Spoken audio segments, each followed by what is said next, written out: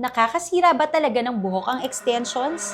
Here we go with Doc Bennett, episode 85. Hi, I'm Dr. Bennett, a hair restoration specialist. Kapag may napapansing pagnipis ng buhok habang naka-extensions, madalas extension agad ang nasisisi. Pero hindi palaging ganon ang kwento. May mga taong matagal nang gumagamit ng extensions pero hindi naman nagkakaroon ng hair loss. Kaya kapag may ganitong concern, hindi lang extension ang tinitingnan ko. Mas gusto kong malaman kung gaano ito kahigpit, kung gaano ito kabigat, at kung araw-araw bang nahihila ang parehong area ng buhok. Dahil kapag palaging may nahatak sa isang bahagi ng anit, pwedeng ma-stress ang hair follicles at habang tumatagal, doon maaaring magsimulang numipis ang buhok. Madalas itong makita sa may hairline o sa mga area kung saan laging may tension. Hindi extension ang kalaban. Ang sobrang pagkahatak ang kalaban. Kapag sumasakit ang anit mo, parang laging hinihila ang buhok mo o napapansin mong numinipis ang parehong area, huwag mo yung baliwalain. Mas maagang makita ang problema, mas maganda ang chance na maagapan ito.